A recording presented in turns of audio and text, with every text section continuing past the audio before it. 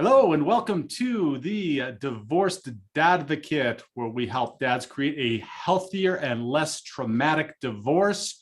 My name is Jude Sandoval. I am your host. So pleased to have you here today.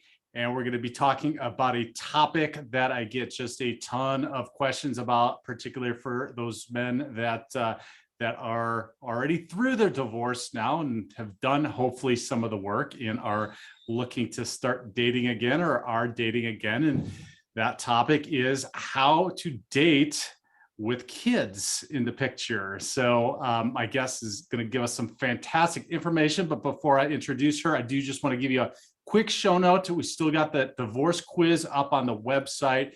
And I've just had a ton of people going through it, been having a lot of conversations about it. It's a fantastic tool to gauge where you're at in the process, whether you're in the middle of it or just post-divorce compared to other people who have gone through divorce. So it's great. It's about 100 questions. It's going to take 10 or 15 minutes, and it's going to give you a real good indication of where you're at. And if you go through it, we can sit down, we can talk about it for a little bit to interpret those results. So take advantage of it. It's really cool. It's at thedivorcedadvocate.com. Click on the divorce quiz. So my guest today, I'm very excited to talk about. She's a fellow coach. She's an international dating and relationship coach who supports men just like you to attract and keep healthy, loving relationships. That's why she's going to help us out with how to date with kids, which I know from experience is a challenge. She has thousands of hours of direct, intimate work with men on confidence, dating, and relationships, and brings a mastery of coaching, emotional maturity practice, and leadership to her clients. She has experience with a wide range of modalities and practices, and this is really important. And they range from psychology, energy healing, mindfulness-based, stress reduction, relationship theory, neurolinguistics, and solution-focused coaching. While that is a wealth of knowledge, so please help me in welcoming Kimberly Hill. Hi, Kimberly. Hey, I'm excited to be here. Well, we're so glad you're here. I love talking. I get sometimes, well, why do you have other coaches on? It doesn't interrupt your business, da da da. And I'm like, no way. It's just, there are so many things to talk about. We can't all be experts in everything.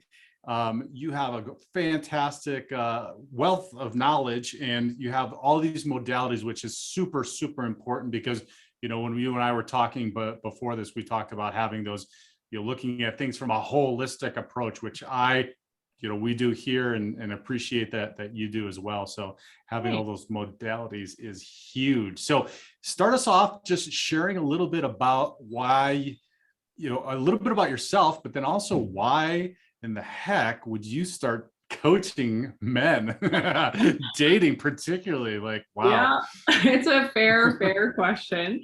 I'm going to give you like the abridged version of how I landed in this fun position. But before I even got into the coaching realm, going even before my big career, I was born in Vancouver, British Columbia, Canada. So this is where I'm from. I'm Canadian.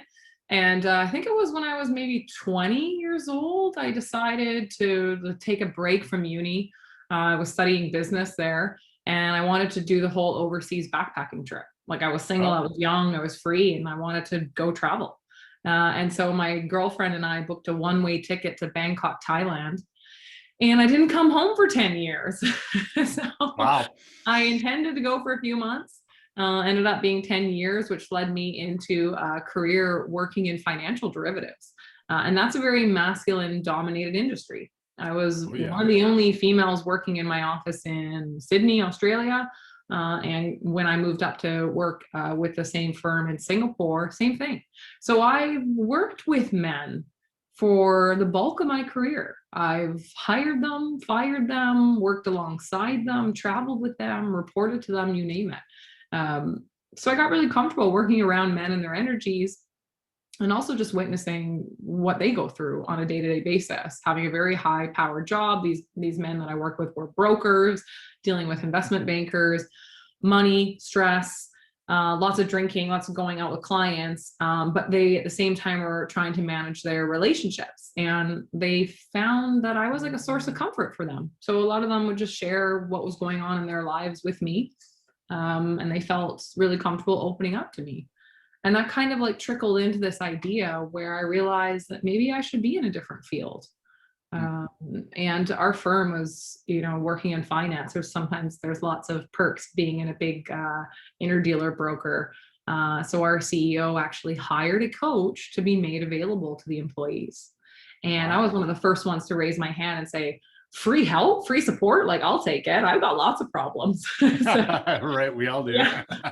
I'm like, someone's gonna like help me and listen to like what's going on in my life. So I ended up seeing this gentleman for at least a year, a good portion of time when I was working in Sydney, and he continued to coach and support me when I moved up to Singapore. And, I guess no two story is the same, but a lot of people end up having these aha moments where I realized that I wanted to switch careers and I wanted to get into a more supportive role. I felt I was really good at that. So I packed it in and I left my career. I left my relationship at the time. I left my friends behind. I packed my stuff and I moved back to Vancouver, BC, and started the journey of becoming a coach. That started off by, going to an international school and getting qualified in coaching, and then building a brand and starting a business. And then, Jude, I started coaching women. I just saw woman power, empowerment. I'm going to coach women to do better in confidence and in their lives and in relationships. And very quickly, I realized that my skill was actually in supporting men. That's what I had been doing for 10 years prior. So in an indirect way anyway. So I worked with a couple of business coaches and really focused in on what I was very good at naturally, and went and got all the qualifications. And now I've been running this business for a couple of years, and I've had this awesome privilege of working with awesome men from around the world and supporting them in an area that's super important to them. So that's what's led me here. That is fantastic. That is a huge diversion from financial derivatives. And a lot of people can say that, right? Well, I'm just curious because you mentioned the energies around men and high powered men in the financial services, and you being involved in that. And we talk about in the show often here the differences, right? The differences between masculine and feminine energy, which is a good thing, right? That doesn't mean that's not bad. It doesn't mean, and we all have some parts of the other as well. So do you find now working in your in a industry that might be more in alignment with a feminine energy, that you feel more comfortable than you did in the financial services industry? Or are you able, or do you pay attention to like the differences of how you feel on an everyday basis? Yes, I do. I'm very well versed with masculine, feminine energy, and it's not a gender specific thing, because in order to do well in finance, I was very tapped into that masculine energy. I was very assertive. I couldn't take no BS from the boys. I had to find a way to get up on those trading floors. And sure, would some of them just gawk at me because I'm in a skirt? Absolutely. But then when I sat down and actually talked to them about a trading system, I then there was no flirting going on. It was straight to the important stuff. So I totally understand. And I actually am very good at tapping into that masculine energy. I'm a Virgo too. If anyone follows astrology, Virgo is perfectionist. We want to high achievers, go, go, go. But yes, in this role, I get to do a lot of both. There's an element of that masculine energy with clients where I need to be assertive with them. I need to stop them and interrupt them on occasion. And I call them out on their BS as well.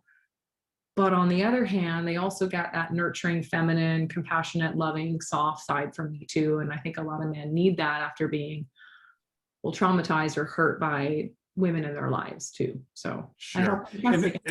And I asked that question to highlight the fact that you understand the differences, because the process for going through divorce for men is much different, as I'm sure you know, and having worked with some men that go through divorce or are going through divorce, and having that having the understanding of that, in addition to the coaching philosophy, which is a lot different than therapy. And not saying that there's anything wrong with therapy. There's not. It's actually beneficial, but coaching is I would describe a more masculine philosophy around how to get a result that you want.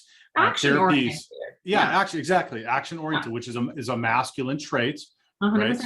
Right? And we want to, and so that plays into our masculine nature as men to wanting to, be action oriented, do something, resolve something, fix something, if it's a broken relationship or a divorce, and then have a direction, where you're going and build on that. So that's incredibly fantastic that you know that, because a lot of times, and this was my experience, and I hear a lot of time from men, and you may or may not hear this, I don't know, if you feel free to chime in, that the therapy thing is just not, there's not enough. It's just talk, right? It's just very that's more of around a feminine energy, right? Talking about things. Again, that's a good thing. There's positives to that too, right? And I believe that coaching and therapy combined together is probably like the best possible thing powerhouse you could possibly do.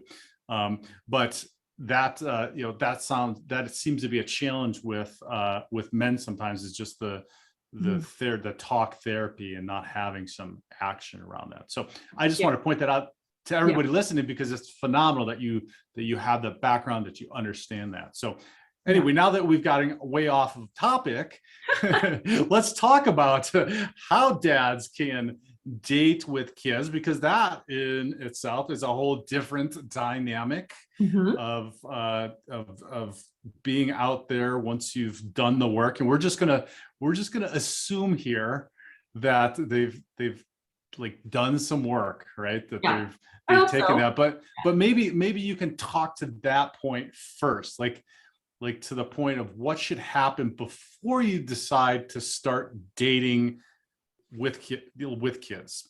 Sure. Well, two things come to mind right off the bat. One, disclosure, and two, boundaries. So, I mean, if men are going to date and they do have children, there's nothing wrong with disclosing that to the women you're dating. I mean, they're going to want to know. It's part of your life and you should be proud of it.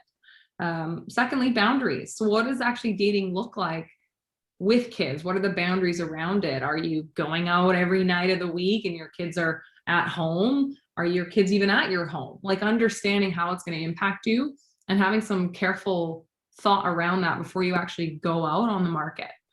If you do meet a woman who wants to go on a date, well, what does that look like? Right? So for me, it's like, don't just put yourself out there and have no strategy or no idea what you're doing. A lot of people do that and they get into trouble. Right. Spend some time like carefully considering what it's going to look like dating with kids. What age are they? How is it going to impact them? Are you going to bring every woman home?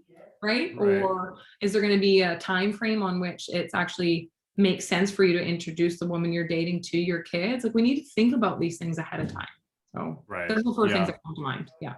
Yeah, that's huge. Now, do you find that men are not forthright with the fact that they have children sometimes, or divorced dads that don't have children? Because I don't know about like any of the other men, but it's pretty hard for me to hide them like in the cupboard or anything, because they're pretty noisy. And they're running around the house all the time, and like I'm on the phone and they're screaming and yelling, so it's pretty hard.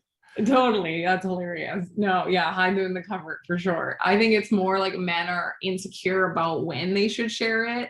Do I put it on my dating profile or do I not? And are women going to judge me because I have children? Like, I had a former client who had 8 kids. Wow. Okay, 8 of them, right? And he's single and he's dating. He has 8 kids. So he's going through 8 times the amount of who on this planet is going to want to date me. I have 8 children to look after, right? And he's going through this whole, like, is it even worth it? Am I ever going to find someone that like can accept me for who I am? And heck yeah, you can, because he's an amazing guy. He just happens to have a lot of kids. Right. So it's understanding what that looks like. So disclosing it. It doesn't have to necessarily be on your profile or even on the first date. Like, get to know someone that you're dating, but what is that going to look like? So I have another client that I've been working with. and he has 2 children, and he's starting to date again. And I can't remember the exact time frame now, but it's taken him maybe 7 months before he's introduced this woman to his kids.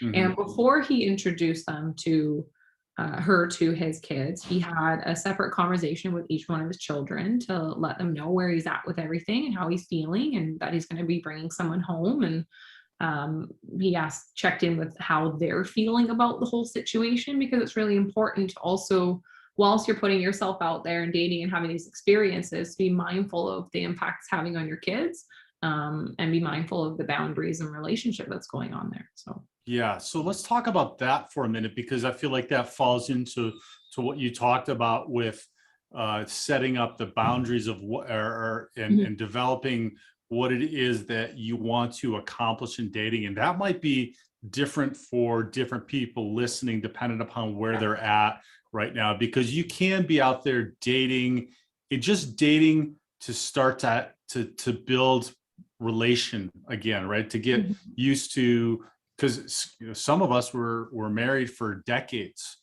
and things are a lot different from from when some of us old guys were dating. How do you even date?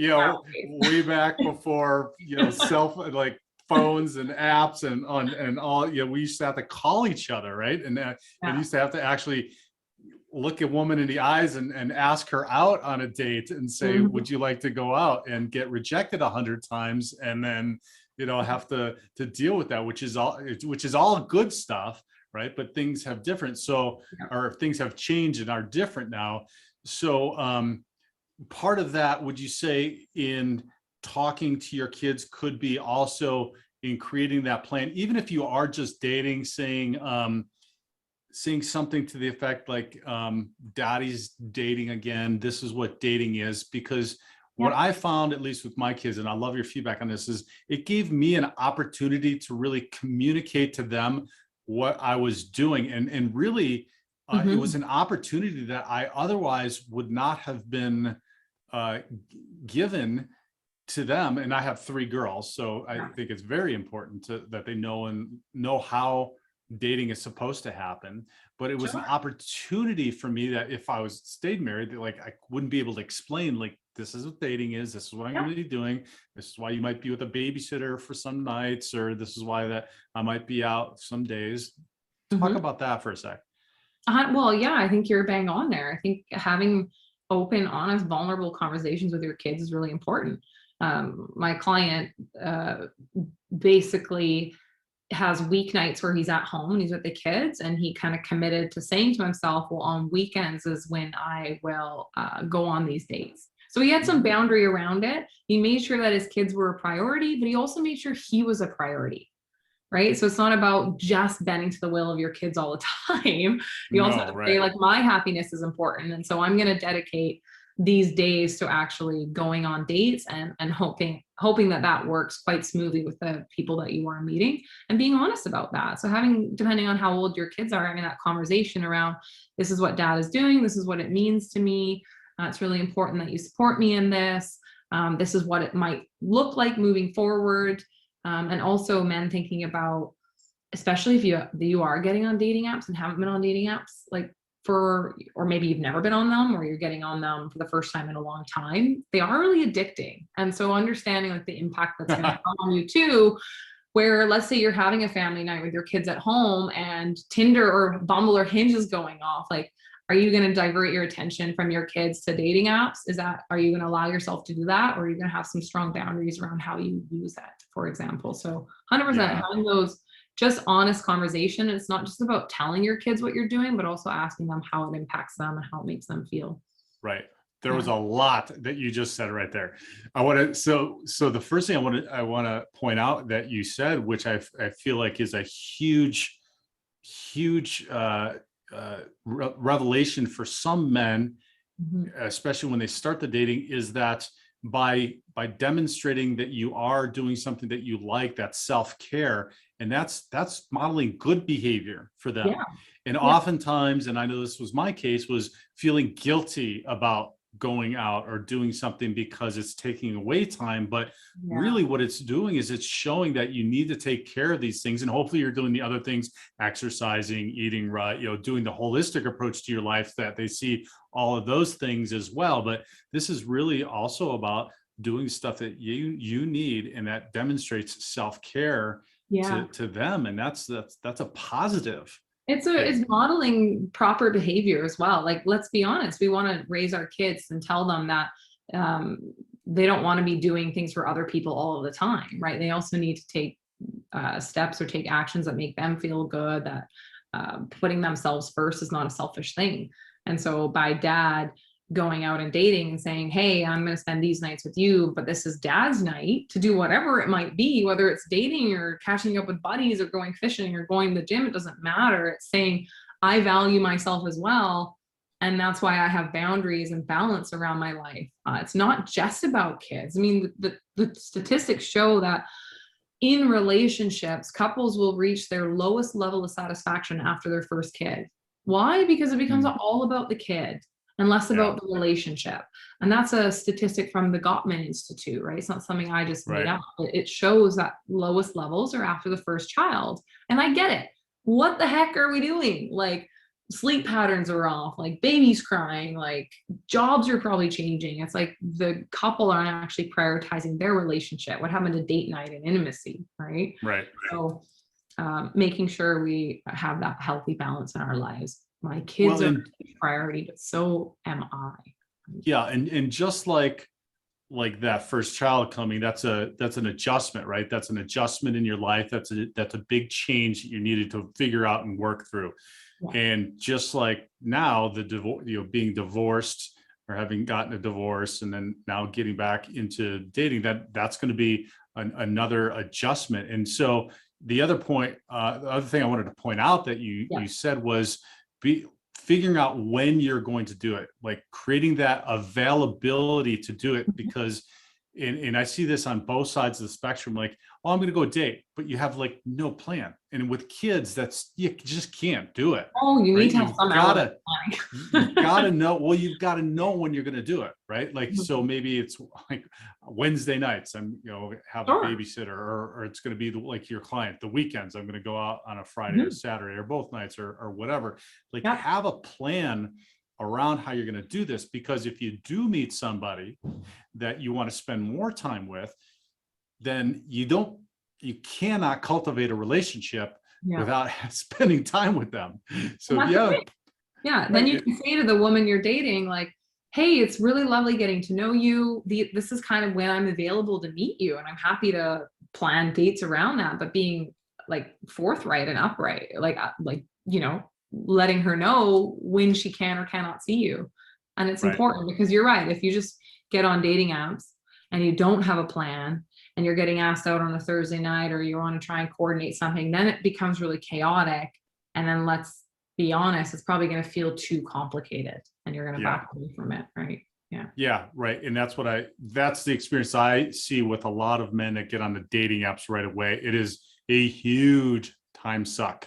Yeah. It's a huge time suck. And I've had this discussion lots of times. It's a numbers game. It's not a fan. Well, I'm not going to make any statements, because we've already done one podcast or a couple of podcasts on this dating app. So go check it out. We talk about a lot of that stuff, and maybe you can come back and we can talk about this too. But what, to your other point about that is I'd like you to talk about being conscientious about putting together and expectations around how you're going to do that, but also what you want to get out of dating, right? I just alluded to, like, maybe it's just to get to know people, or maybe it's just dating without any specific strings, or maybe it is you're looking for a long-term relationship. Speak to how men can like really plan around that, because if you don't, and this is what I did for a long time, is you're going to waste a whole buttload of time. And I don't know, like, when the kids want to come out of the cupboard and they want to do stuff, then, you don't just have a lot of time. If you got just one kid, but if you have 3 or 4 or 8, oh my God, I can't even imagine. Like, you don't have a lot of time. So you would kind of want to maximize what you are getting done. And that's a question I can't answer, but the men that are approaching dating can, is asking themselves, what is my intention with dating? Am I going out because I want to reconnect and I want to make some awesome connections that maybe lead to something? And I'm just kind of like in that first phase of trying out. Be honest with that.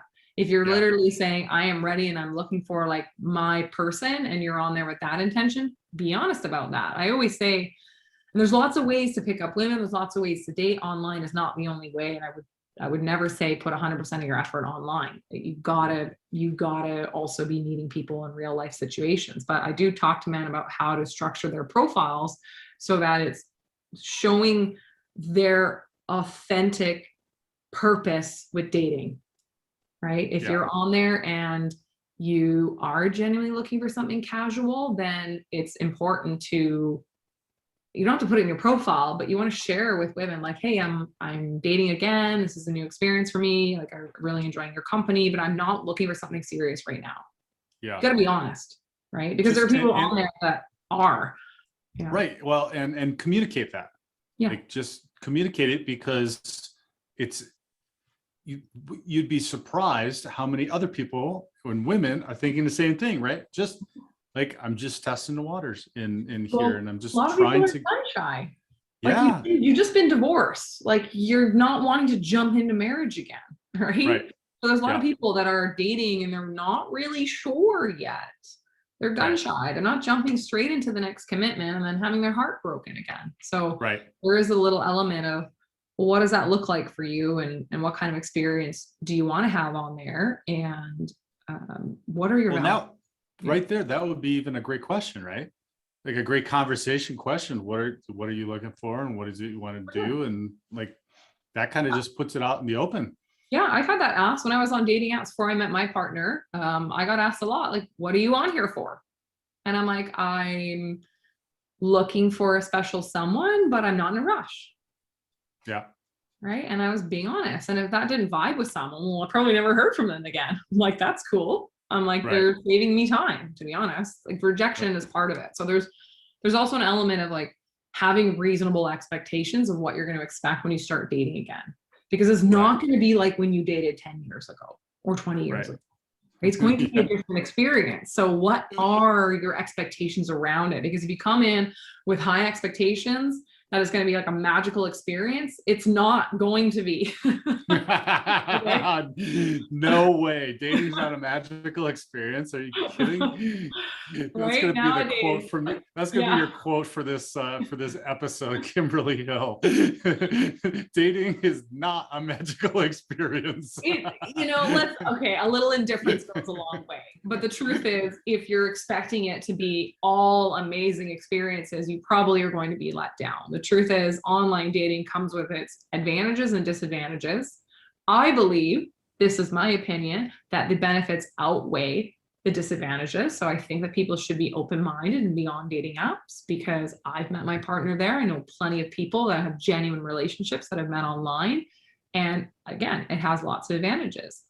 But there's also the frustrating side. If you're not used to it, you don't know how to necessarily talk to women on there, and you might go on without that knowledge. Your first round of experience might frustrate you or make you feel like it's not for you, when in reality, it's just that the landscape has changed a little bit. And maybe it's time to just get a little bit of support so you can go on there and understand how you want to use it for yourself. So yeah, definitely use it as a tool, but maybe like one of the lesser tools. That's my advice. That's my experience. And so, but again, it's one tool with many. Like, I end up coaching a lot of men on how to approach women in public, because it's a social skill that we're losing, right? Well, exactly. Which can be more effective if you're wanting to have an impression, and you're wanting to actually relate with somebody and be authentic with somebody. Doing it face to face is so much easier and faster than cutting through all the dating app kind of mess that goes on with that. Yeah, that's true. Can be if you are if you work on making that effort to figure out how to do that and relate to people. So definitely. So let's talk about, I'd love your input on then once you start to refine what we just talked about, or what you just suggested, which is, be intentional about it, find time to do it, be open and communicative about what you're wanting. But how about, because kind of the theme that I'm talking about here is dating with dads, is that we just don't have a lot of time. And so if you're wanting to have these intentions, then you got to be real specific about it. Can you talk about like defining what it is in a woman and a process for doing that, right? Because especially if you get online, right, you could find 5 million people, women across the world, literally. Yeah. So if you don't know, if you're not really, if you don't have an idea of what the values are, what you're looking for, what the criteria might be, does you have children, not children, age range, religion, whatever it might be. This Talk comes about down that. to values, which I do with probably every single client I work with, where we understand, well, number one, what you're not looking for. Okay. Yeah. Let's get rid of that right away. And number two, what you are looking for.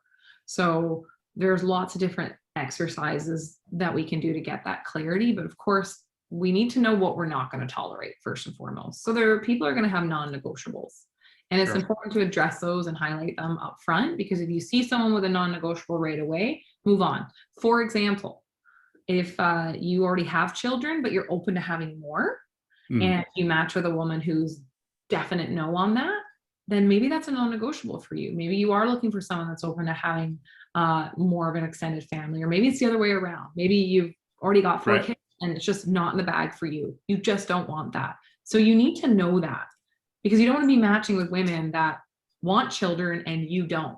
That's a huge values mismatch. If you think you're going to change each other's mind, you're not going to. So we need to identify like what we can take out of the dating pool to begin with. And that could be things like value-based differences, or it could be behavior we won't tolerate. Like maybe men are not going to date women that are only interested in men that finance their lives, right? They just gone through divorce. They probably have lost a lot of money in the divorce, and they don't want to be dating women that are only interested in like sugar daddies, for example. So you got to know what you don't want. And then of course you get clear on what you are looking for, which is what we talked about before, that intentionality with dating. Is it something casual? Is it something more? Do you want kids or not? Are you willing to relocate or not? Do you smoke or not? Are you into a healthy lifestyle and she's not? Like, you've got to understand what you are looking for, because the truth is we want to date someone that has the same values as us and also has some commonalities, because I'm guessing that if you're going to date again, you want to be having a lot of fun. So figure out what it is that you are looking for. And that's you want it to be semi-magical. Semi-magical. Make your dating with that or dating with kids semi-magical. That might be the title of this episode. Well, I love to be real. I provide real support and guidance. The last thing I'm going to do is say, hey, come coach with whoever, myself or another coach, and we're going to make sure that your entire experience is magical. Like, I'm sorry, it's just not going to be that way. Like, even for the most attractive man or woman, doesn't work out that way. Before I met Andrew, and I met him on Tinder, and he super liked me. So there's a little. Wow, he knew right away. Super Tinder. If there's someone you're interested in, sure, pay for a couple blue stars. It will cause someone to maybe stop for that extra second, which can work in your advantage. But before I met Andrew, I went on a couple dates with guys, and it wasn't magical. I'm sorry, but it just wasn't. Yeah, that's a whole nother episode. Non-magical dates from online dating. So, but this is real, dude. Too. It's like, oh my! Let me tell you, it's so real that sometimes you're like, I don't think it's real. I think it's the Twilight Zone. But like, did that really happen? Am I getting punked here? Is Ashton Kutcher going to come out of the, from behind somewhere? Some of it is just really out there, but it's good stories, right? And it's still experience, which is what we're wanting to do when we get back into to this Yeah. again. And let's, maybe we can finish up with that a little bit, is that it takes, just like anything else, practice. For sure Right? it does. Yeah. Right. So,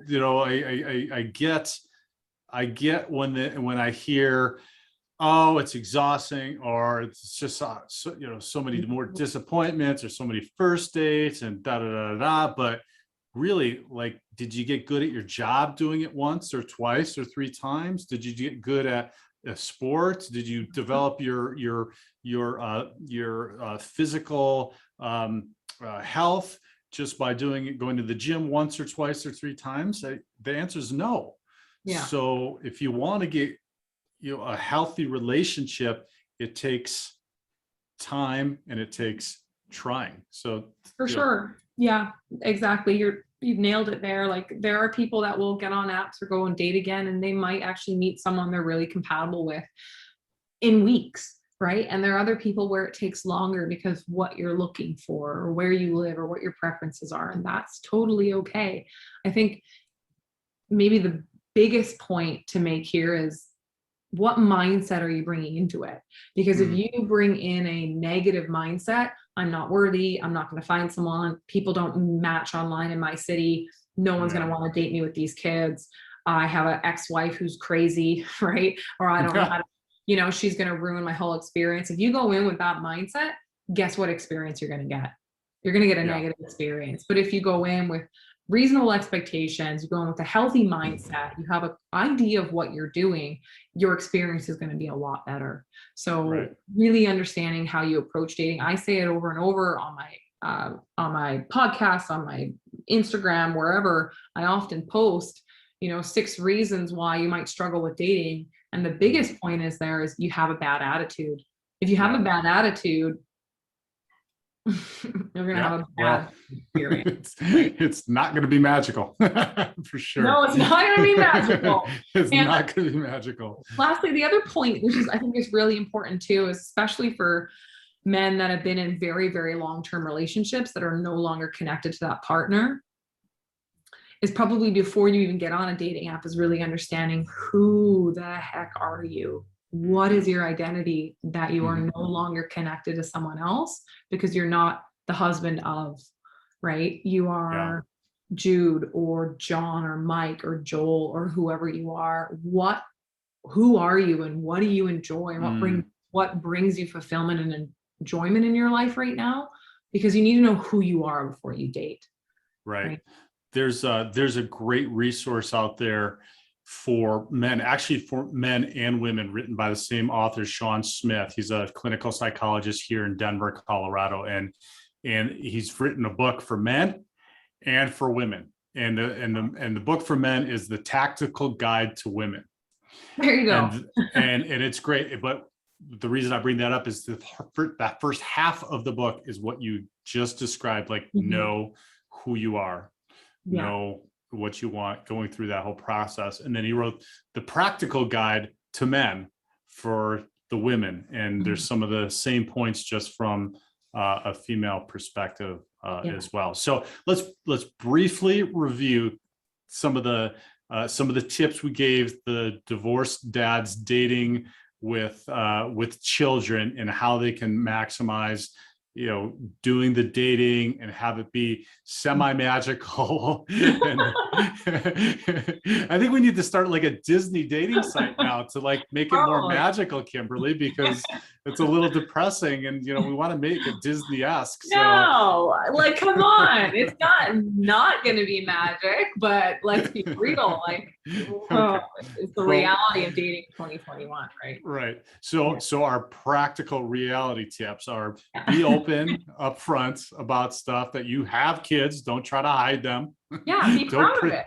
Yeah, don't pretend that you don't have them, and communicate the process with them, because that's also another thing. You don't want to be hiding that you're dating. Just doesn't 100%. Make sense. It's actually an opportunity that you can share with the kids. Set your boundaries around what you're doing, how you're doing it, carve How out the much time? time, Yeah. how much Mhm. time, how how you're doing it, whether you're doing it online, whether you're doing it in person, Yeah, what kind how of you're, dates you want to have too? Like, yeah, you're not going to be taking every woman for a very expensive dinner necessarily. So what kind of dates do you want to have? yeah, Yeah. right. And then define what it is that you want to, your intentions around it. Yeah.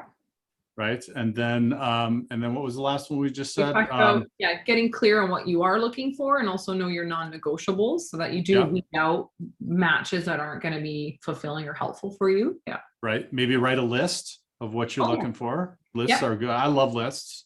Lists, The freebie download that we've got for your guests has a perfect worksheet in there where I help men understand what their deal breakers are, and also a little bit of a worksheet there on value-based characteristics that they would be looking for, which is helpful to get that clarity.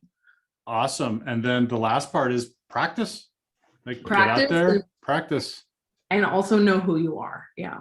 and know who you are. Cool. So tell us about the freebie that you've got for everybody listening, and then also tell us how anybody who's listening can get a hold of you and connect.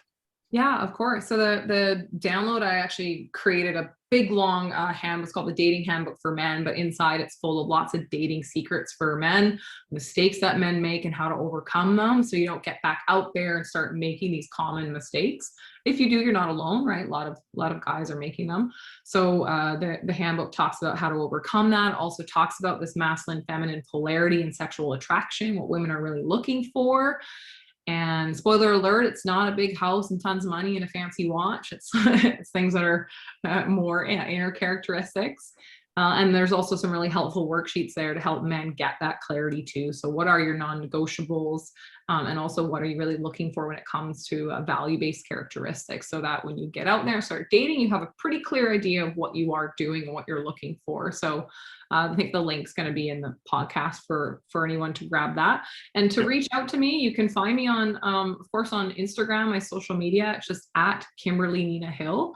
I'm in my DMs there often. So if you do want to connect and you have a question, just feel free to directly message me. Like, it is me and I will respond to you. So it's always a great way to start a conversation too. My email and other social media links are on there. So it's probably the best source to find and connect with me. Okay. And is there a website? Oh yeah, of course. My website too, KimberlyNinaHill.com. So you can learn more about my process and read testimonials up there. But mainly people find me on Instagram, and through there I have that Linktree bio, which kind of gives you access to everywhere else that I am: TikTok, Instagram, YouTube, my website, the freebie downloads, a workshop I'm hosting on September 17th. So lots of choices for people there. Okay, awesome. So if you found some value today, go check that out. Download Kimberly's semi-magical guide, dating secrets for men. Dating secrets for men that will make your experience semi-magical. How's that? Download that. It's better than making it like a pile of crap, right? Exactly. And go check out the Instagram. If you found value in this, subscribe, share it, leave a comment, and most importantly, share it with somebody else that that helps us immensely. Kimberly Hill, thank you so much today. I appreciate, and I know everybody listening appreciates all of your pearls of wisdom. Cool. Thanks for having me. Take care.